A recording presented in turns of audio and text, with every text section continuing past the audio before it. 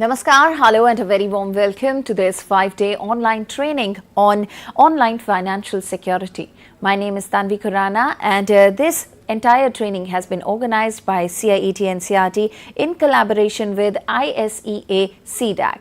If you have any questions, any queries regarding this online training, please feel free to give us a call on our number, which is 8800440559. So this training started yesterday, which was 31st of July, and it will go on till 4th of August, that is Friday. So we have today and 3 more days to come. Day 1, we discussed the online banking and secured practices, and day 2, that is today, we are going to discuss investment scams, loan apps and security. Well, when you are using online sources, online platforms, there is something that you need to be aware of. The security is required, and all the loans applications, and we get a lot of scam calls as well. We need to be aware of that, and we need to stay away from that so that it won't cause us any financial loss. This is why we are here with this online training, and there's a lot that you need to know regarding our today's topic, that is investment scams, loan apps and security.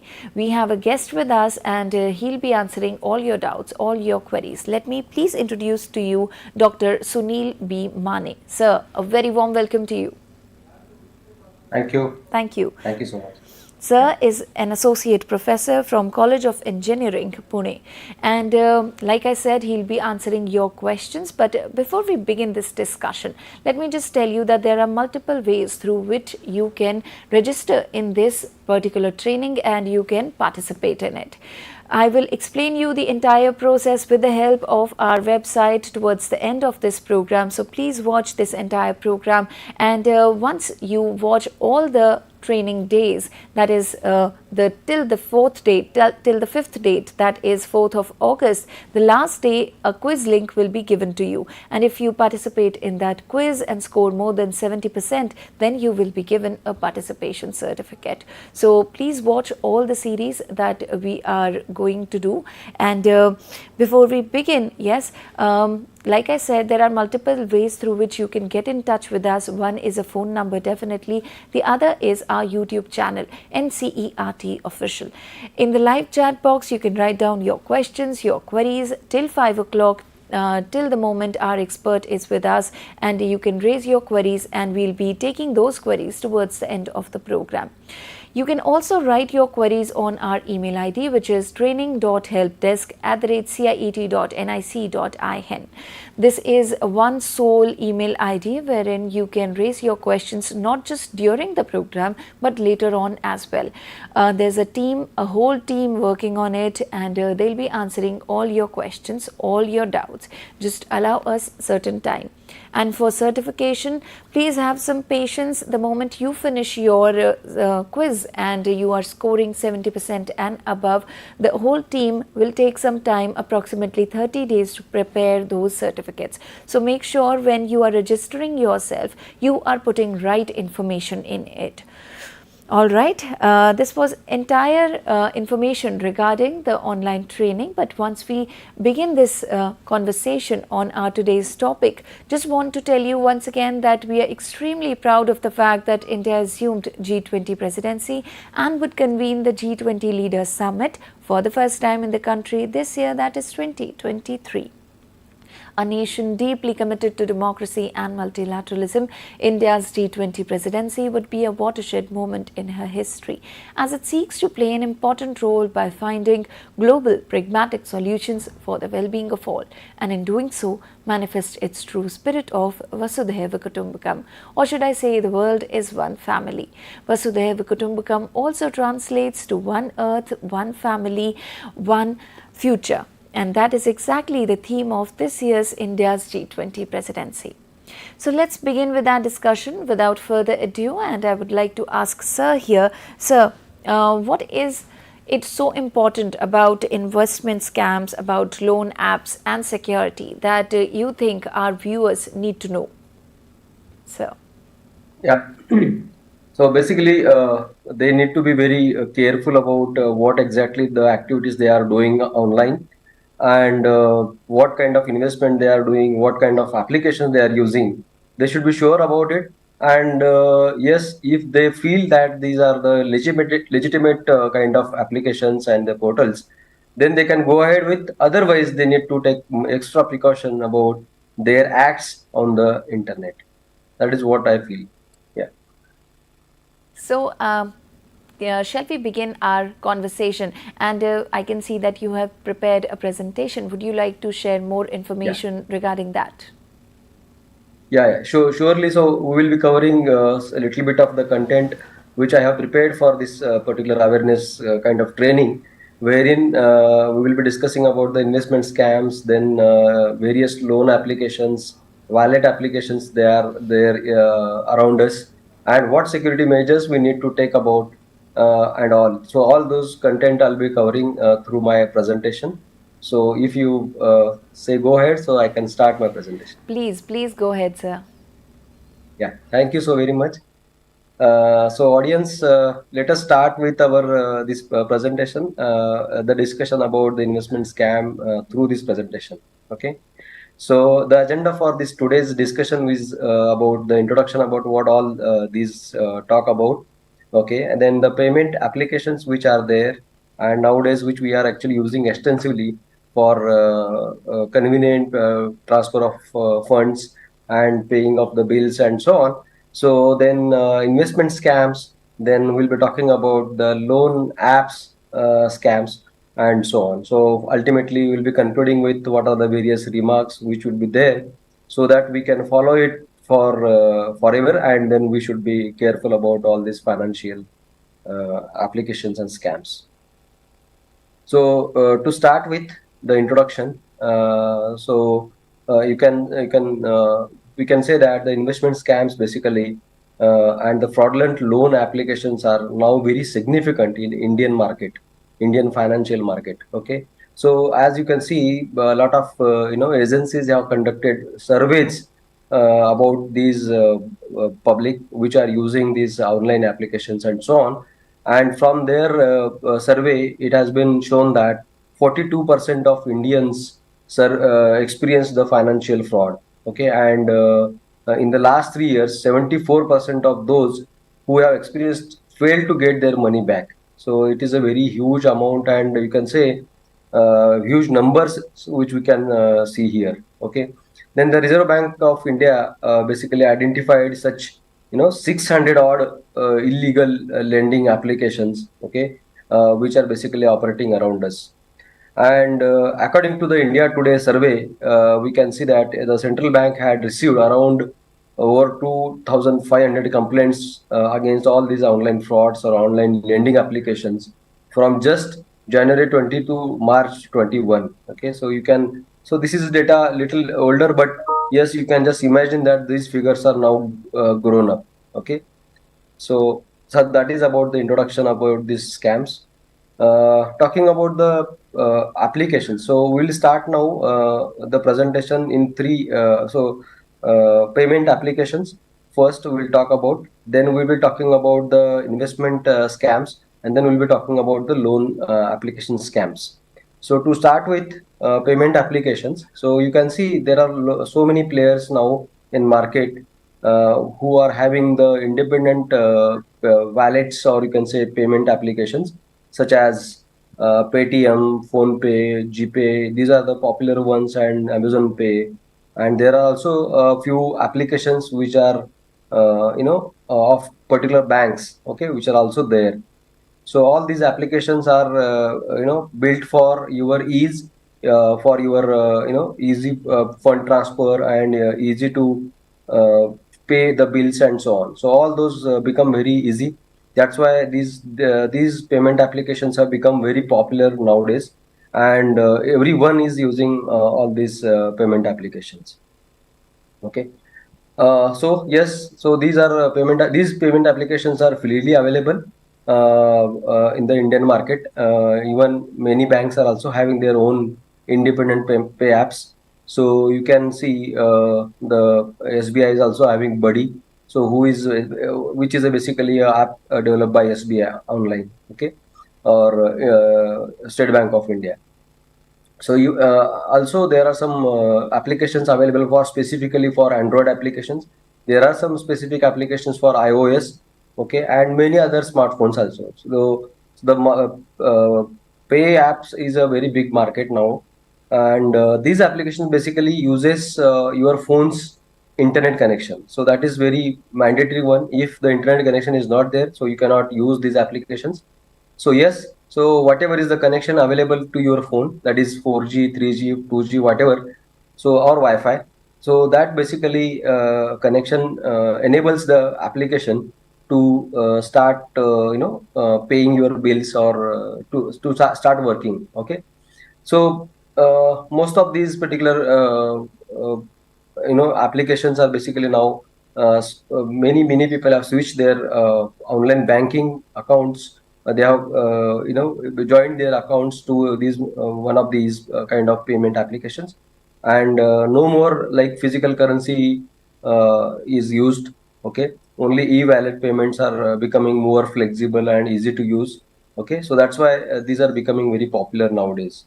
So whenever there is a new technology comes up, definitely it make our job very easy, but at the same time it also have some side effects, you can say. So those side effects are nothing but related to the security aspects of it. So how we can control our particular applications, how we can control the access of our phone, and so on. So that we will discuss in detail in subsequent slides. So what are the various types of wallets and activations? Okay, so you can see that there is a telecom backed wallets, okay, as well, like the wallets which are provided by the telecom industries like Idea Money. Then there is a Airtel Money, like Jio is also having their real Reliance Jio wallet, and so on. These are all categorized into those telecom backed wallets. Then there is some independent wallets like Paytm, then PayUmoney, and so on, or Freecharge, and so on. So all these are the independent kind of wallets which are available, and there are some wallets provided by the particular banks. Okay, like SBI is having State Bank Buddy, like ICICI is having Pockets.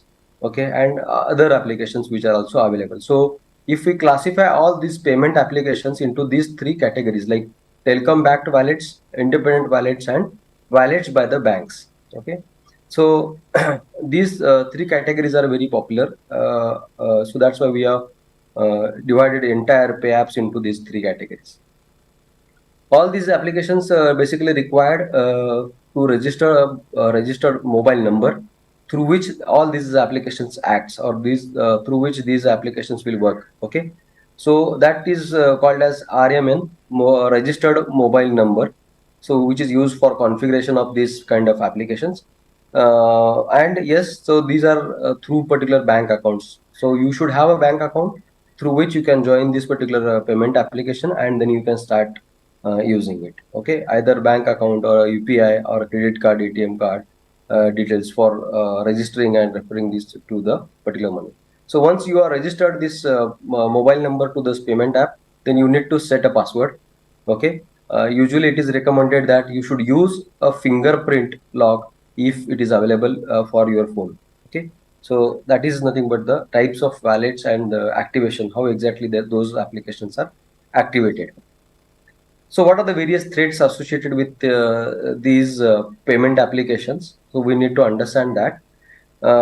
As you can see in this slide, there are a few security threats. So threat always doesn't mean that it is going to happen, or it is going to very specific for your kind of application. These are the only threats which we can just imagine, and we have to take precautions against those threats.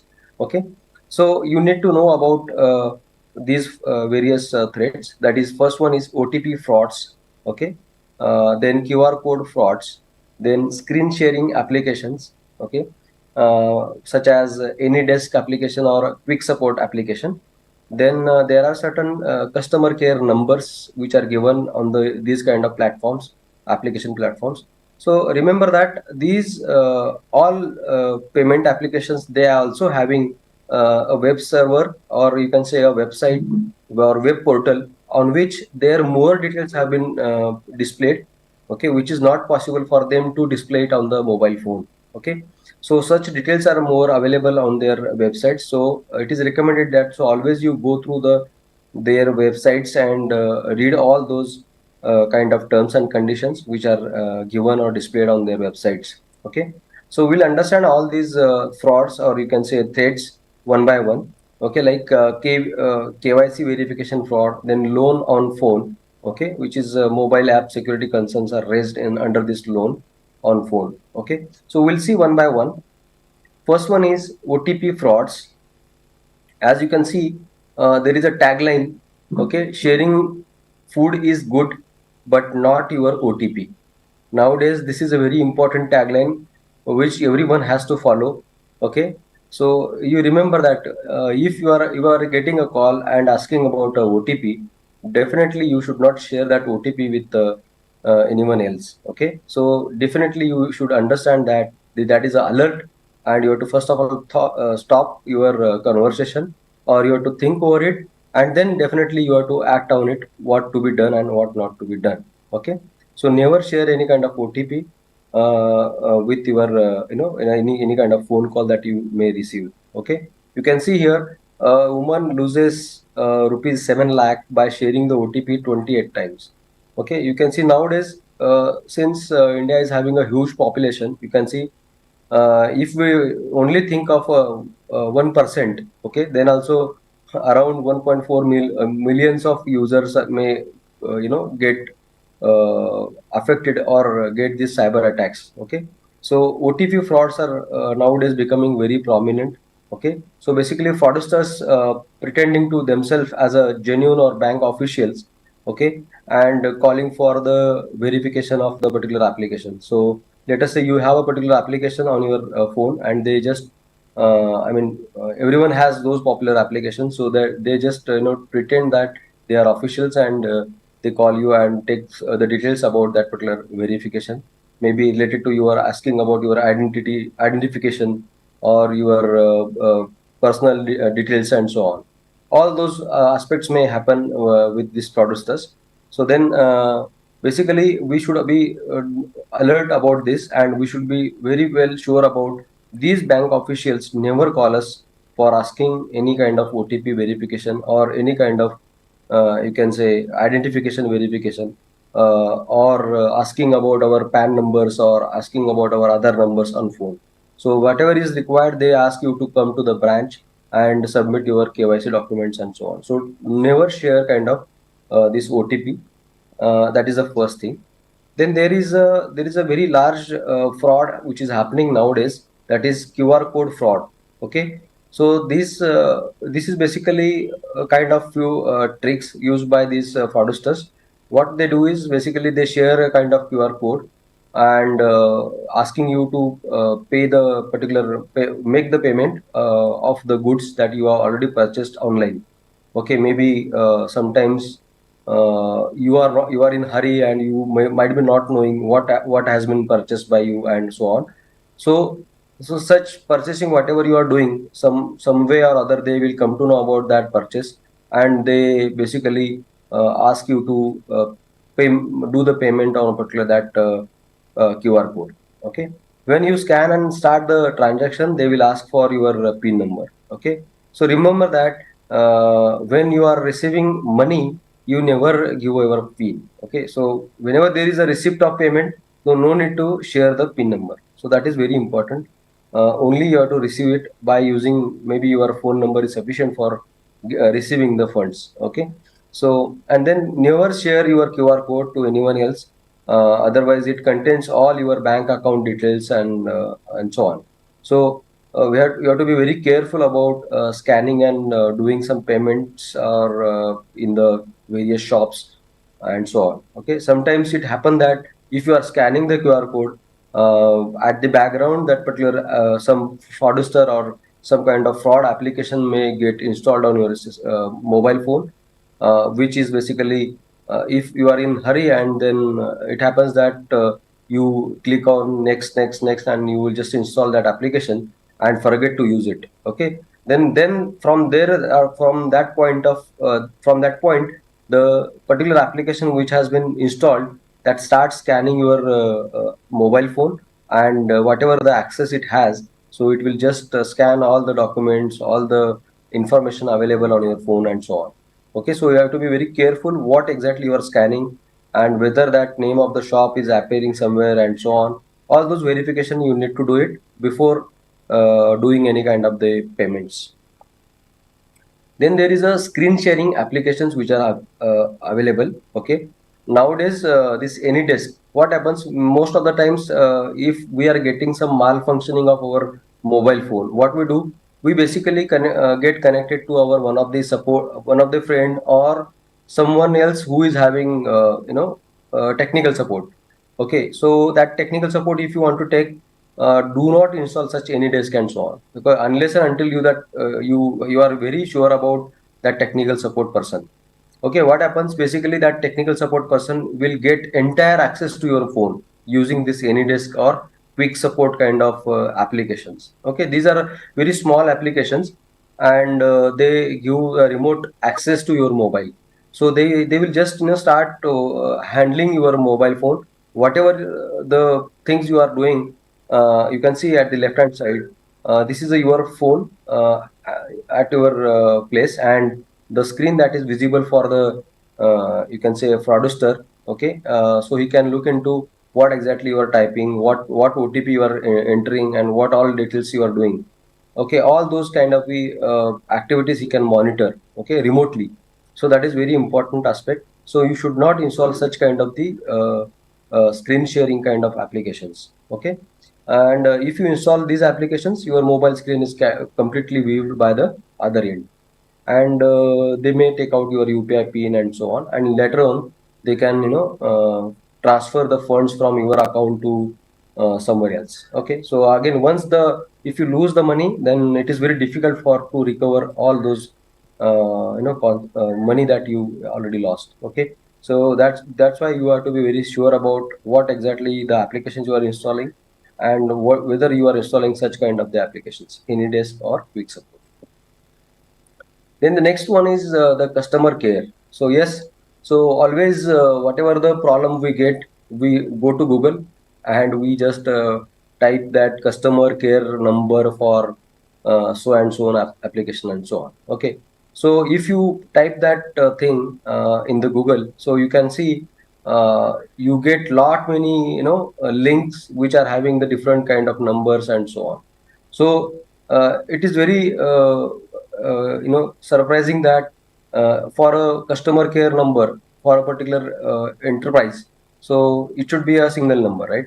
So but sometimes it is fraudulent links maybe come at the top, and you may get into that particular fraudulent link, and you start communicating with those kind of the numbers, and yes, you land up into a problem, serious consequence.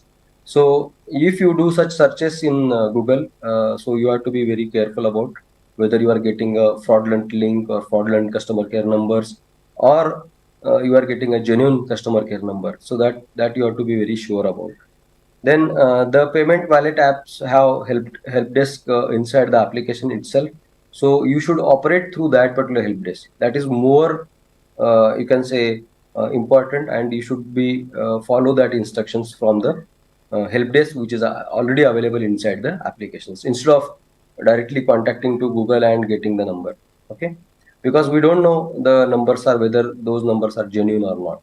Okay, so obviously we feel that we are really communicating with the particular person which is remotely there, and which is talking like a genuine person of that customer care, and it may it may land up into a serious consequence or financial loss. So then next is the KYC verification fraud. Nowadays, many people are asking you to, install some application and then complete your KYC. Okay, so this KYC verification, like officials doesn't have any such kind of arrangement. Okay, whenever there is a KYC verification, bank officials will ask you to visit the branch and submit your KYC documents physically. Okay, it should not be like online some verification and so on. Yes, obviously there are some systems available with the credit card verification, KYC related verifications, and so on. But yes, banks will not do all these kind of application because due to the they are following all RBI guidelines, so it is not followed. So if someone called and informed to verify the KYC, otherwise your account will be blocked and so on, then do not get immediately panic about that. Just verify that call, whether that call really you are received from a bank or not, and based upon it, you can act on it. Okay, so think over it and then act on it. So never click on the links which are shared by the shared through the SMS. Okay, because such links may be available in the SMS, and if you click on that SMS or a particular link, then that will install some applications like AnyDesk application, and then it starts scanning your mobile phone and stealing all information which is available on your machine or in your laptop or your mobile phone, and then it starts misusing that information for the further use. Okay, so you may lose your money from your account if you blindly do such kind of KYC verification and so on. Okay, so it may be, so you can see left hand side the basically whether that is really happening or not, you have to verify that call. Okay, and if you don't verify the calls, then definitely you may land up into a serious problem. Then securing the mobile applications. So it is recommended that if you are using some payment applications, so follow the two-way authentication mechanisms like entering a password or a PIN number. At the same time, use some biometric property like face recognition or fingerprint recognition and so on. So one of the biometric property plus PIN number. So if you follow that two authentication mechanisms, two-way authentication mechanisms, then that will be two-factor authentication mechanisms. Then that will be more safe compared to a single entering a PIN number and so on. Okay. So and there are some instructions which are given like update the payment applications always. Okay. So what happens? Many of the times these applications are developed with some minimal functionality, and this functionality has to be revised, and these functionality should be enhanced with some security mechanisms all the time. So that's why what happens basically, these applications have to be updated always. Okay, so that your security mechanisms have been installed on your or you should get a updated application always. Okay, so updation is very important. Then added protection is there. Okay, every application has like two-step verification process, like as I told you earlier, like using a biometric property and a password or PIN number or some kind of captcha and so on. Okay, and frequently change the password. The password is which is a should be changed frequently, meaning that after a certain period of time, maybe that password you are using from so long time, and that has to be revised so that basically it will be very difficult for others to guess it. Okay, even if we are by mistakenly shared with someone else, that may get rid of. Okay, so that is the changing of the password frequently is very important. They never share a password or OTPs with anyone else, okay, than you. And even on the calls or even on the SMS by sending or replying to the SMS and so on. So do not share any kind of OTPs. Do not share those kind of passwords. So here is one, you can see the financial frauds increased during the COVID-19 pandemic situation. So you may just imagine that in pandemic situation, everyone was very panicked and was not able to get the access to a lot of resources outside. So people started using online many things, right? Using the online shopping, then online buying some groceries and buying some the stationery items and so on. So all those are any online usage of online applications increased a lot during that pandemic situation. And yes, so the frauds have been also increased at the same time with the large usage of this internet and so on. Okay, so you can see there is a newspaper cutout has been displayed on this particular slide. wherein you can see like fraudsters are basically posing that this is a one shop, and representative she phoned that this 92,000 rupees from the private firm, from the employee's bank account and so on. Then retired government employee from some area lost like 90,000 rupees to a person posing that it is a customer care and so on. At the same time, you can see a stockbroker who wanted a special phone number, okay, and lost like 50,000 rupees. So all such things happened a lot, and that cybercrime cases have been increased a lot during that pandemic situations. Okay, so we have seen that the OLX frauds were there. We have heard about all these news in news, that is money lending applications are increased, and so on. Okay, so e-commerce has been increased, and so that's why the main problem has started. Okay, so cybercrime cases are increasing day by day, and very few, I mean, negligible cases are getting solved. Okay, so that we have to be very careful about all such kind of the financial frauds which are happening around us. Okay, how to safeguard ourselves. So you can see that the fraudsters or the phishing scams obtain details about the personal and financial information of the particular victim. Okay, so phishing is basically a kind of attack which is a kind of like sending some fraudulent links to the particular person, okay, or a particular user through SMS, through email, or through WhatsApp messages and so on, so that if that person is really going to click on that link, that may take him to the particular fraudster website, and a particular details have been taken from that person or the user, and then the particular attack starts. Okay, so phishing is a kind of like it is giving you some kind of some kind of like you have won the lottery and so on. Some profit is there, some kind of so this is a due to the human greedy nature, someone fell into such kind of scams, and they can start sharing their details and try to get those profit or whatever the greed has been put up. Okay, so look for the secure payments like HTTPS, okay, URL with a padlock symbol. So it is always not true that HTTPS is always secure website, but yes, that is at least a secure connection that you are using it. Okay, but so you have to understand about whether that is a secure connection I am establishing with some other party or not. So that you can see with the help of the URL which is there in your browser, and if it is HTTPS, so it is a SSL enabled connection, so that you can share your details about your whatever the financial transactions you are doing and so on.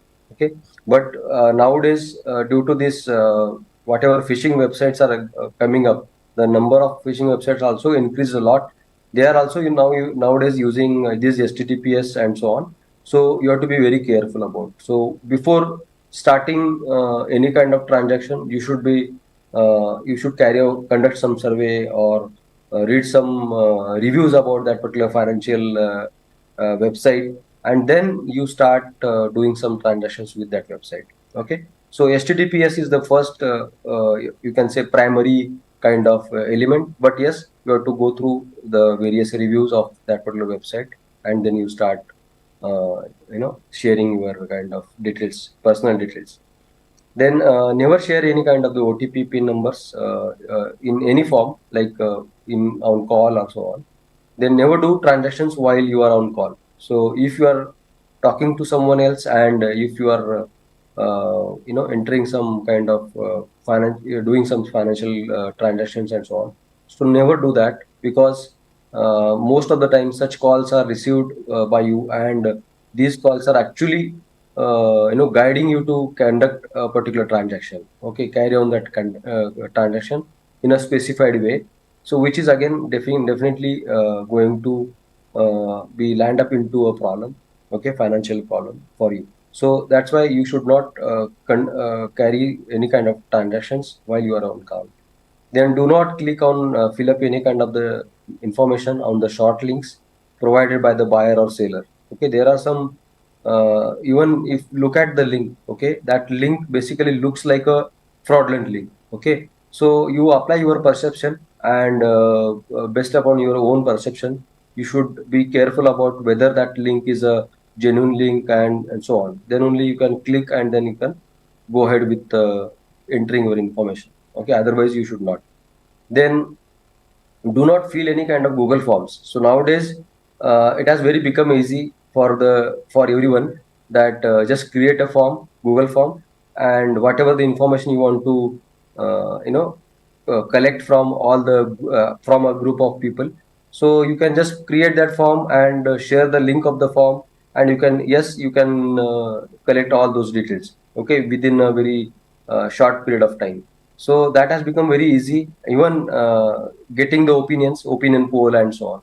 So all those are become very easy for us. But yes, unless and until that link has been received from a genuine kind of person, you should not fill up such Google forms, because these Google forms may ask you to enter an account number or bank account number, or maybe your credit card number or debit card number and so on. Okay, so you have to be very careful about filling up those kind of Google forms or survey forms.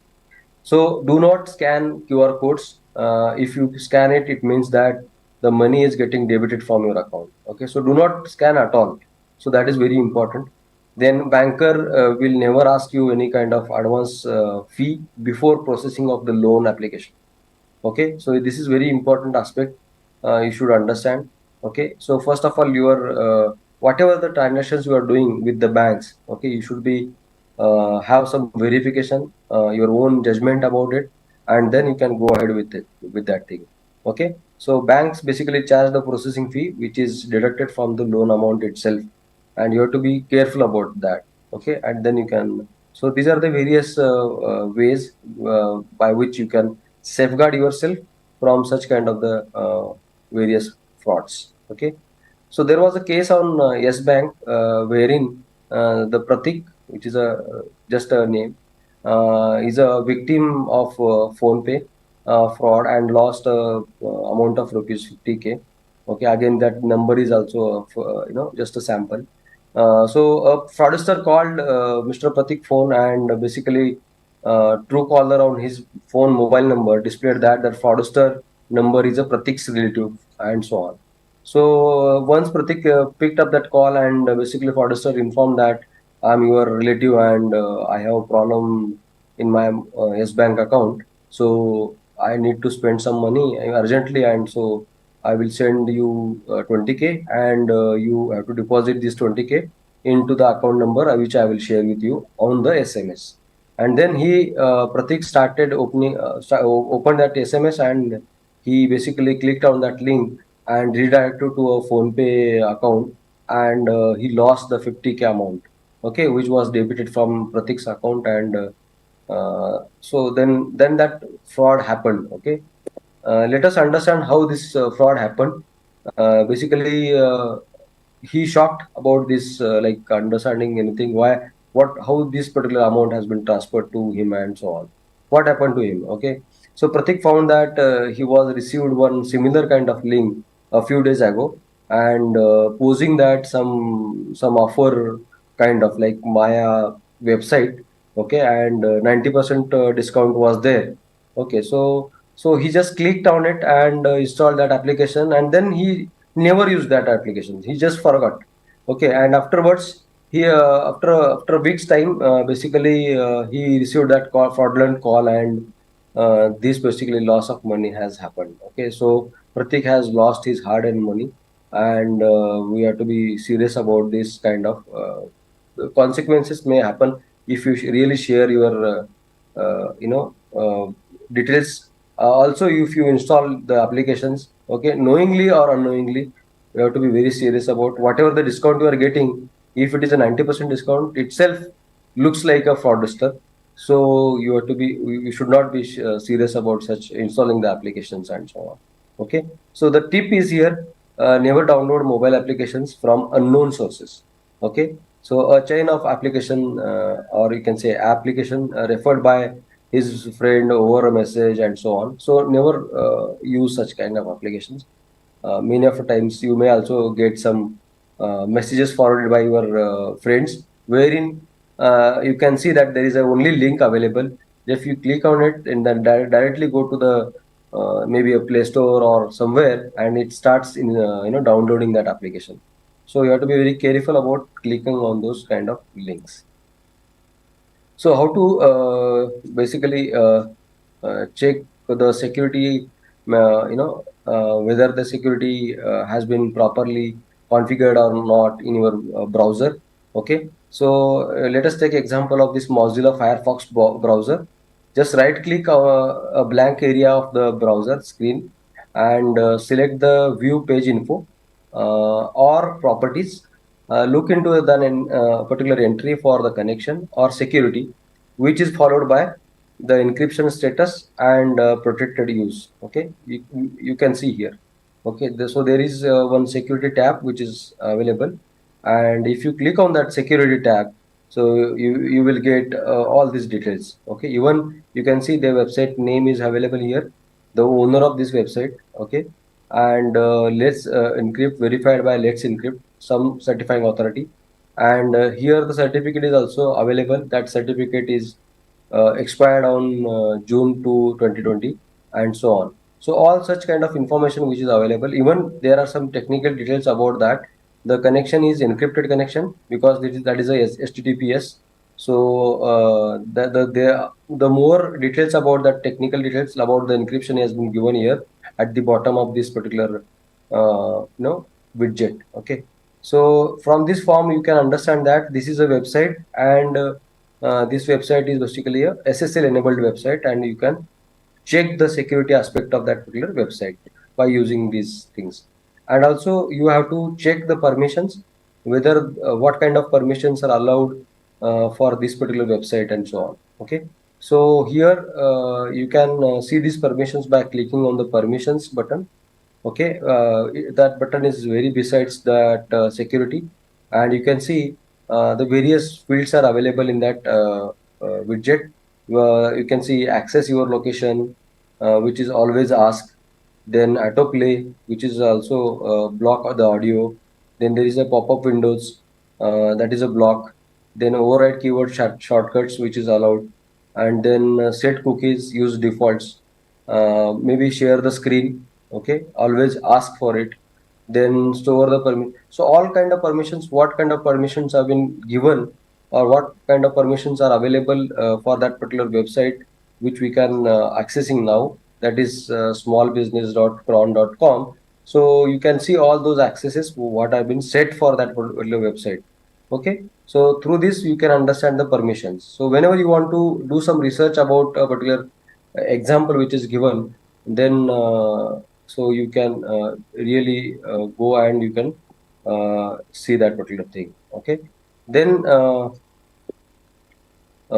so uh, then there are other examples wherein one simple way to identify non HTTPS URLs are also having a web page, and fix that page. Okay, using the Google Chrome browser. So we have seen one example for Mozilla. There is another example which we are seeing here for the Google Chrome browser. Okay, here you have to open the web page, and in the uh, and right click on the particular page, and select that inspect, and then you click on the developer tools, and then go for the security tab, which is here, which is shown here, and then you see that security overview.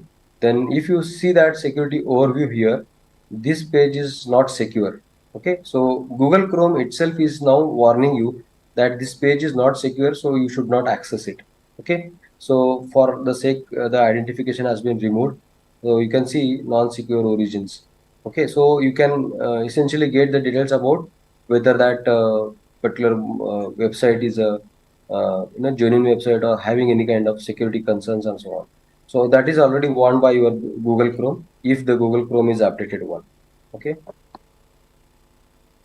So if you lost your money, then what need to do? Okay, so what has to be done? Okay, then here you can see in January 2019, RBI has given some mandated users of mobile wallets to be provided within the same safety as offered to the regular credit or debit card holders. Okay, here is how you can go ahead with. The central bank basically made it is very mandatory that the transaction like SMSs that user receive from the various platforms have a contact number inside. Okay, and at the same time the email ID should also be there. So that is what is mandated by the RBI. If a particular message has to be received, like let us say you are doing some kind of transaction, so that transaction alert has to be given in the form of SMS, and that SMS should also have some contact number, some customer care number through which you can contacted, and you can confirm that transaction. Okay. Also, RBI has asked the digital wallet companies to set up a 24 by 7 customer care helplines.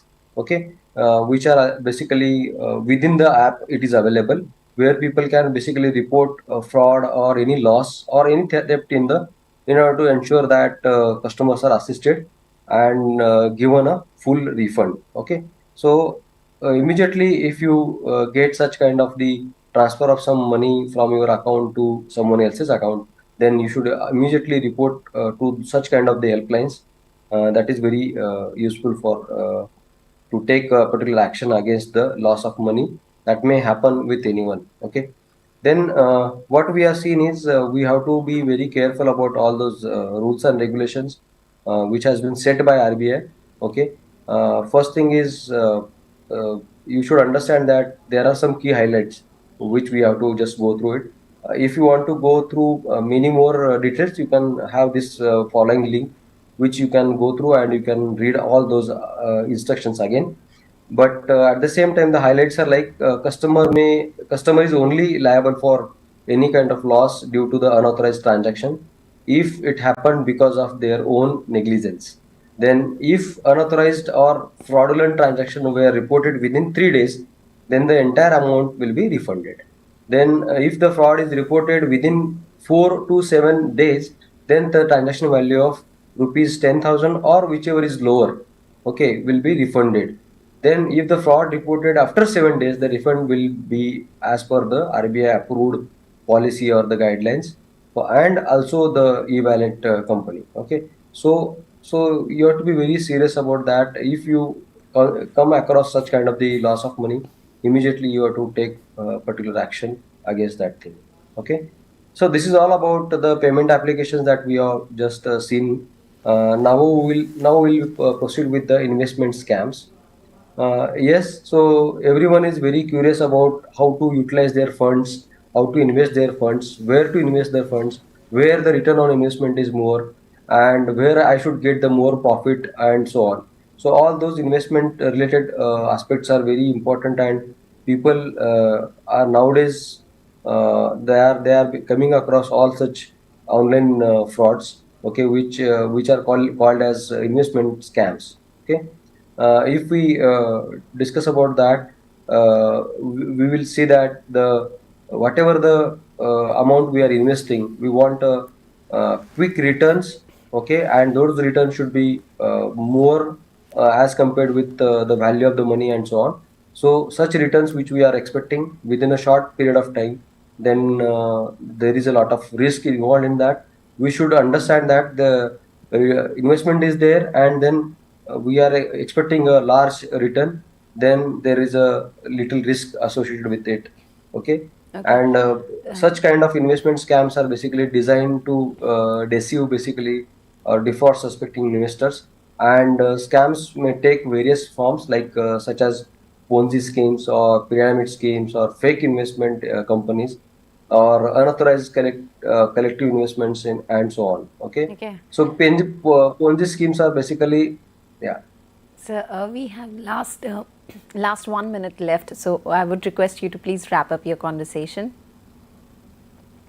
Okay, ma'am. Thank you so Yeah. much. Yeah. So basically, these Ponzi schemes are nothing but what these are like looking for the new investors, and unless and until they get new investors, they were not able to repay the particular old investors and so on. So there is a cycle of such old investors and new investors. So if that cycle breaks down, let us say new investors are not coming up, then they are not able to pay back to their old investors, and hence the company may get into a lot of loss, and then such kind of many number of investors get into losing their money. There are so many infamous examples are there, like Sharada chit fund scam, wherein millions of investors lost their money and so on. There was another example which is Sanjeevani Credit Cooperative Society in Rajasthan. That was another scam which happened. Okay, so what are the dangers in this financial investment scams? Like financial loss is there, identity theft is there, then also at the same time emotional distress, then targeting the vulnerable individuals. Okay, what is the basically modus operandi here? Uh, Unsolicited contacts, like fraudsters typically calling a large community of people, and they are actually request payment from those kind of many more people. Out of that, if 1% also replies, then they get benefit out of it. Then there are some fake documents which are provided to the investors and so on, and also at the same time they create some kind of urgency, some pressure, like some sense of urgency they will create, and emphasizing on the constraints and so on, and they ask about the money immediately, and some victims are there, so who will get into it, and basically they lost their money. What are the vulnerable groups in this investment scams? Like elderly individuals, wherein you can say these are the targeted users. Okay, because their potential for having retirement savings and higher likelihood of being less familiar about the current technologies and so on. At the same time, financially struggling individuals, wherein people are facing financial crisis, they may be also susceptible to such kind of the attacks. So easily how we can earn the money and so on. Such kind of individuals, struggling people may get into it, and they may again lose their money. Right. Okay. Then what are the Sir, tips? sir, we Okay. don't Yeah. have any more time to discuss it further.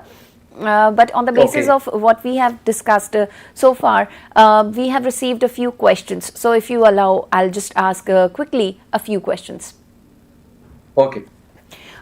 One of them has been answered by you already, so I'll not repeat that. The other one is by Sweetie Bhardwaj, and she's asking, how do we know which QR code is genuine to scan? Is there any particular way to check?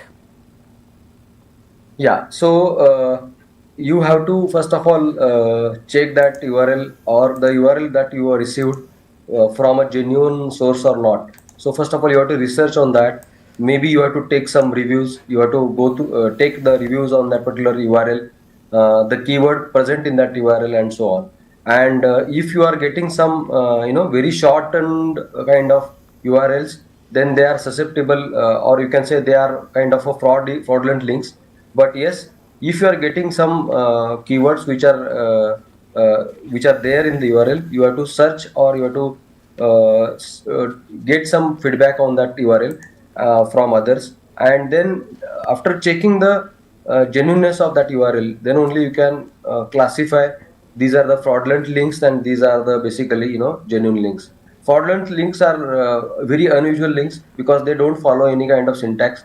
Sometimes some numbers are also given in the links itself, URL itself.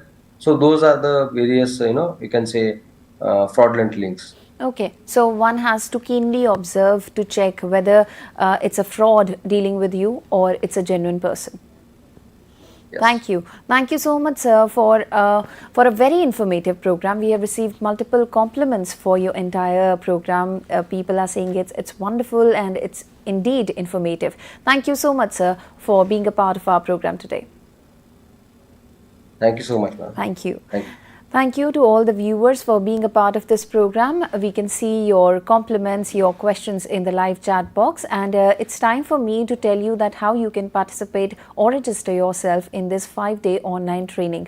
All you have to do is open your browser and type CIET on it. This is the home page you will see. You can see this menu bar. So in the events option, please go further down, and the third last option is workshop/training. If you click on it, another page will open just scroll it a little, and you will see in the current activity our online training on online financial security. If you click on it, another page will open, and this is the entire details of this online training. The schedule has been mentioned for each and every day from day 1, that is 31st of July, to day 5, that is 4th of August. The objectives, who all can participate, the expert's name for each and every day have been mentioned, and here comes the QR code. So once you scan this QR code and fill the details, you will be registered, or simply click on this link, fill the form, and make sure that you are filling the correct information. Once you scroll it down, here is the space where the quiz link will be updated on 4th of August at 6 p.m. So once we are done with your program, the last day of our discussion, the link will be given to you, and you will get sufficient time to take a part in this quiz. And this is the feedback form. If any of the topics you want us to discuss in the future trainings, then please let us know. Any suggestions, any advice, any feedback is more than welcome. And here is our link for the YouTube channel NCERT Official. The yesterday's program's link has been updated here, and today's link will also be updated. So at the end of the 5-day, if you click on this link, all the 5 sessions will be here. You can watch them continuously back to back and just be a part of the quiz. And this is our email ID, that's training.helpdesk@ciet.nic.in. Please raise your queries, questions on this particular email ID. So these are the details. Tomorrow we'll come back again with a new topic, and the topic will be digital wallets and mobile payment security, online gaming frauds. Please be here and watch our entire program. For now, we're wrapping up this program. Our upcoming session is also a very special one, that is called Sayog, Guidance for Mental Well-being of the Children. And the topic of discussion would be Act Now for Sustainable Environment. Before leaving, just want to remind you once again that NCERT textbooks for this new academic session 2023-24 are available throughout the country. Please go ahead and purchase them. The information regarding it is being mentioned on your screens in the form of ticker, and we try and repeat this information in each and every program of ours so that you don't miss it.